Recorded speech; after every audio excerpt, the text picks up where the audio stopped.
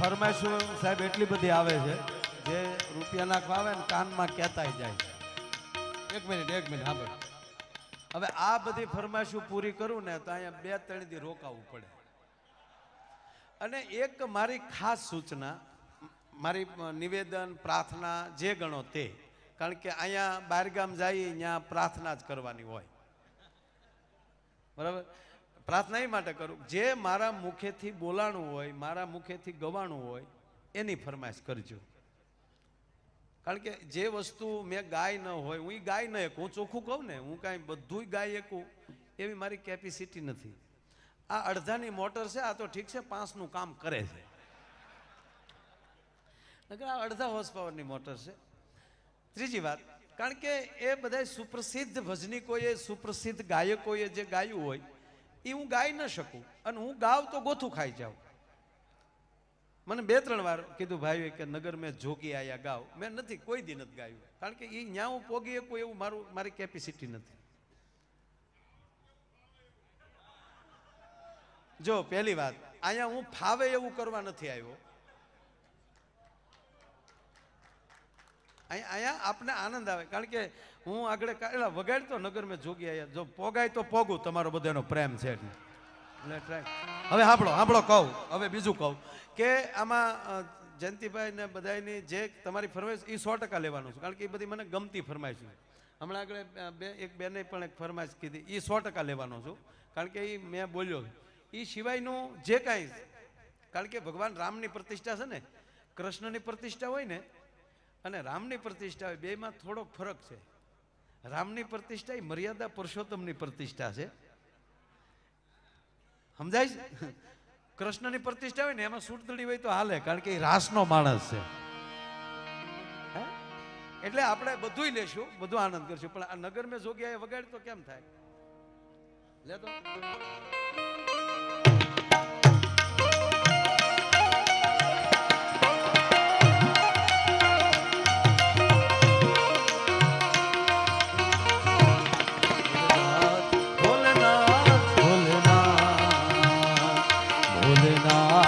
भोलेनाथ भोलेनाथ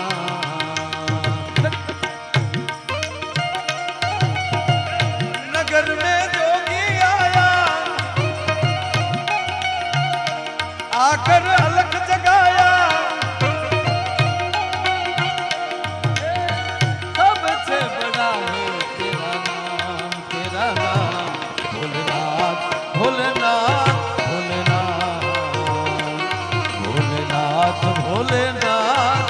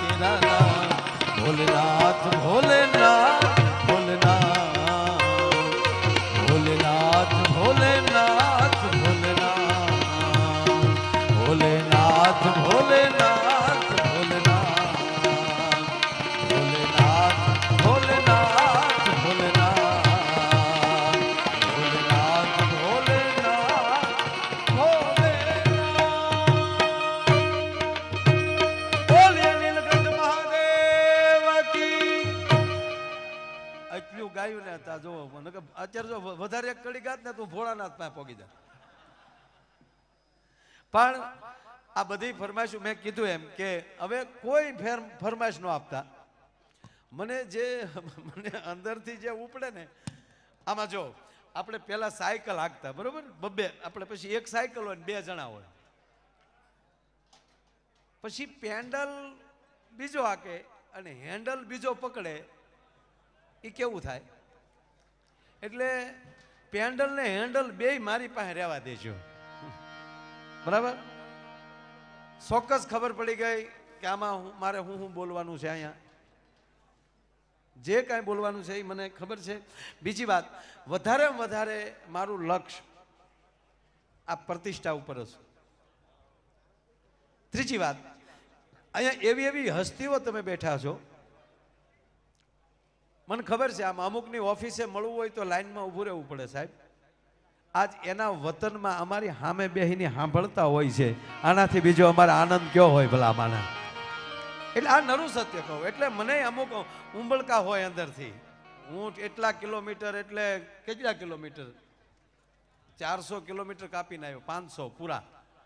500 કિલોમીટરમાં મેં રસ્તે ક્યાંય વિચાર જ નહીં કર્યા હોય કે હું ન્યા જઈને આમ કરી, ન્યા જઈને આવું બોલી.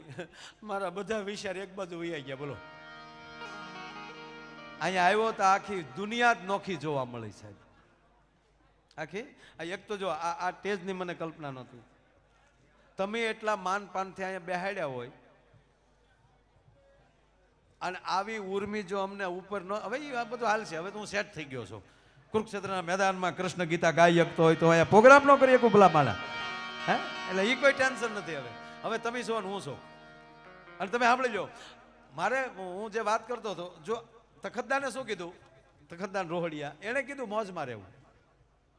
એની સામે ઝવેરચંદ મેઘાણી, આપણો રાષ્ટ્રીય શાયર, એણે એમ કીધું કે તમારા મનને મોર ઘોડે રાખજો, મોર બની થનગાટ કરે. મેઘાણી લખે છે માણસનું મન મોર ઘોડે થનગનાટ કરતું હોવું જોઈએ, નહીં બિલકુલ ટેન્શનમાં નહીં. એક ભાઈને નીંદર નહોતી આવતી, બોલો, રાતે નીંદર નહોતી આવતી, એટલે પડખા ફરી થયેલા. ત્યારે એની પત્નીએ પૂછ્યું કે આ રાતનો 1 વાગ્યો, તમને નીંદર કેમ નથી આવતી? કોઈ દી નહીં, આ તમને નીંદર કેમ નથી આવતી? કે કાંઈ નહીં. તક ના જે હોય ન કયો ને તો મારા સોગંદ, કારણ કે હું તમારી અર્ધાંગના છું, સુખ દુઃખની ભાગીદાર છું.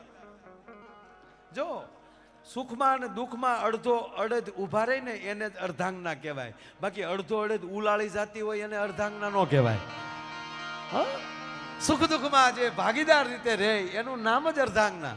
એટલે એની પત્નીએ કીધું કે હું તમારી અર્ધાંગના છું, જે હોય મને કયો.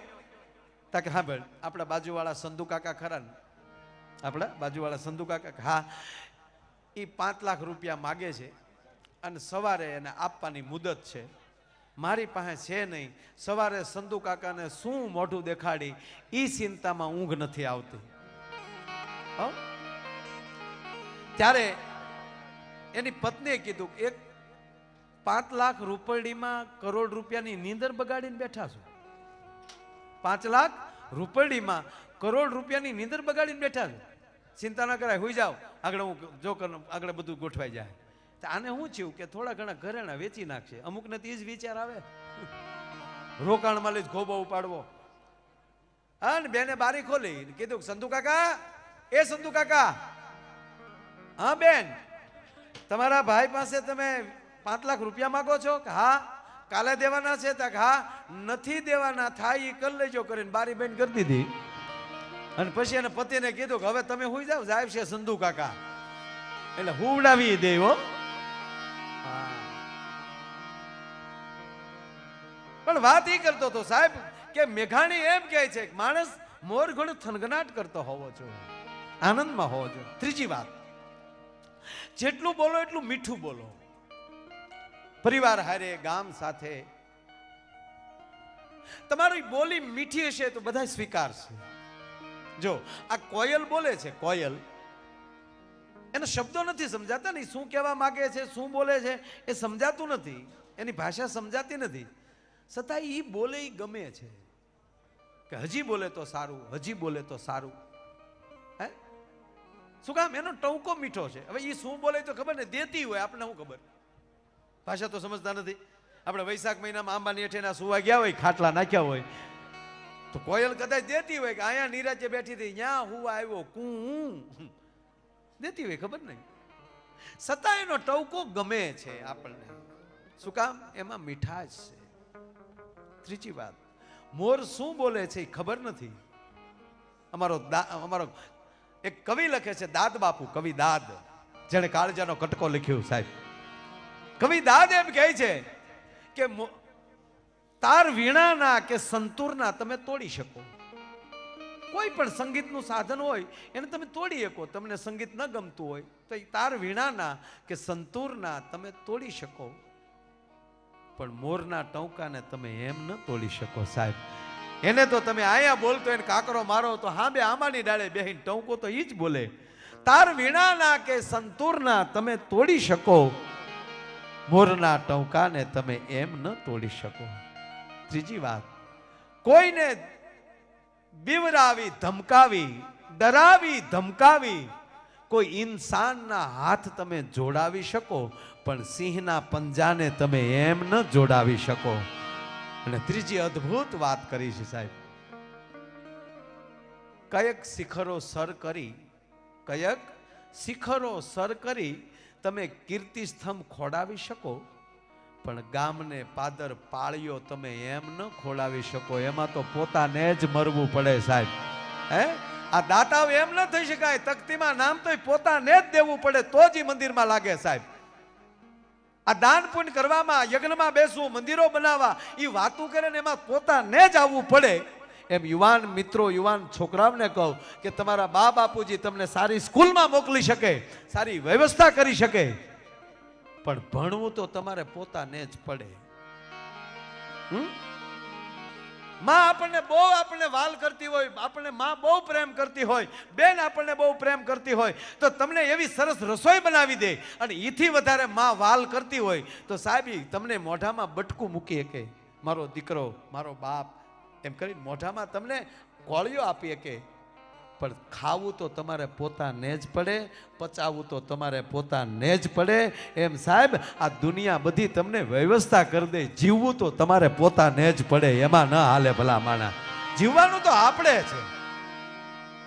સરકાર યોજના લાવે અથવા તો કોઈ પણ યોજના, સ્વચ્છતા અભિયાનથી લઈને બેટી બચાવો અભિયાન, હું તો આપને કહું બેટી બચાવજો, નહીં તો મોટરસાયકલ વાહે હું કોથળા મૂકશો, રીઠું નીકળવું પડશે ભડભડ ભડભડ કરતું. પાછળ કોણ બેસે? બેટી નહીં બચાવો આપણા માટે જ. કોઈ વસ્તુ બીજા માટે છે જ નહીં. એક ભાઈ મને વાત કરતા, મને કે માયા ભાઈ અત્યારે કેટલી મોંઘી ગાડીઓ નીકળી, આ રોલ્સ રોય થી માંડીને રેન્જ રોવર ને મર્સિડીઝ ને BMW,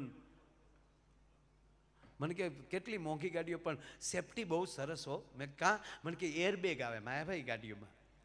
ગાડી અથડાય ને તો અંદર 20 તો એરબેગ ખુલી જાય, આપણને કાંઈ ન થાય. મેં કીધું વેમમાં ન રહેવું, આપણી વખતે નોય ખુલે. અને ત્રીજું એ કહું સાહેબ, કંપની વાળાએ આપણી સેફટી માટે ગાડી એરબેગો નથી આપી, એની સેફટી માટે આપી. શું કામ? હપ્તા દીધા વગરનો મરી ન જવો જોવે. આ દુનિયા એની સેફટીમાં છે ને આપણને વેમ છે કે બધા આપણી સેફટી નહીં. દુનિયા એના. હવે તો એવી એરબેગો નીકળવાની, આપણે ગાડીમાં પડીને ભાગશું ને તો એરબેગ પકડી લે, ભાગતો નહીં. જીવવું આપણા છે. અને ત્રીજી વાત, તખતદાનની પંક્તિમાં એક શબ્દ આવ્યો કે ગોતવા જાવ તો જડે નહીં ગોત્યો, ઈ ગહન ગોવિંદો, અને હરિભક્તોને હાથ વગો છે એ પ્રેમ પર ખંદો. તમને તમારા સંબંધી સાથે કેટલો પ્રેમ છે એના ઉપર આધાર છે. તમને તમારા પરિવાર સાથે કેટલો પ્રેમ છે એના ઉપર આધાર છે. તમને તમારા વતન ને ગામ ઉપર કેટલો પ્રેમ છે એ આધાર છે. સાહેબ આ બધાની જે હાજરી છે ને એ પોતાના વતન અને પોતાના ગામનો પ્રેમ દેખાડે છે ભલામણ. એ હાજરી છે અને વસ્તુ તો પ્રેમ જ છે ને. એટલે કીધું ગોતવા જાવ તો જડે નહીં ગોત્યો. તમે આયલી દ્વારકા જાઓ તો દ્વારકાધીશના દર્શન થઈ શકે, પણ દ્વારકાધીશ મળે ન મળે એની ગેરંટી નથી. એ તો મીરા જેવું બનીને જવું પડે. હરિદ્વાર જાય, ગંગામાં નાઈ તો એવી ગેરંટી નથી કે આપણા પિતૃને મોક્ષ થઈ જાય. તમે કેવા ભાવથી સ્નાન કરો છો એના ઉપર આધાર. નગરી તો પતિત પાવની છે, ભાગીરથી છે. જો એમાં નાવાથી આપણે પવિત્ર થઈ જતા હોય તો ત્યાંથી તમારી બેગું ન ચોરાત. એ ચોરના દીકરા ગંગામાં નહીં નાતા હોય? હરિદ્વારમાં જે ખીચા કપાય એવડે ખીચા કાપવાવાળા ગંગામાં નહીં નાતા હોય? એ ગંગામાં નાતા નાતા એ જ માગે, એ ગંગામાં એક બે ખિસ્સા આપી દેજે, બે ત્રણ ખિસ્સા આપી દેજે. તમે કેવી ભાવના હતી? હમણાં હું હરિદ્વાર ગયો ને તે એક ભાઈ મને પૂછતા હતા, મને કે મારા ભાઈ ગંગામાં નાહી તો મોઢું કઈ બાજુ રખાય? મેં જે બાજુ થેલા મૂક્યા ને તારા બાપ એ બાજુ, નકર ઓલા અહીંયા ડૂબકીની રાહે જ બેઠા હોય.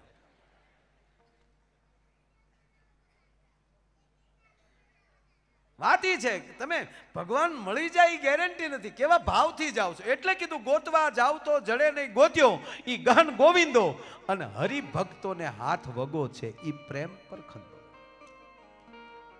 તુલસીદાસજીએ સાહેબ વર્ષો પહેલા કીધું હતું ને, કલયુગ કેવલ નામ આધારા, નામનો આધાર જોશે. તુલસીદાસે 600 વર્ષ પહેલા લખ્યું હતું. આવ્યું આધાર કાર્ડ? આધાર કાર્ડ આવ્યા ને હવે આપણા નામ, આપણે આધાર રાખવાના. બોલો, આ કળિયુગ કેવલ નામ આધાર, આધાર કાર્ડ આવ્યું.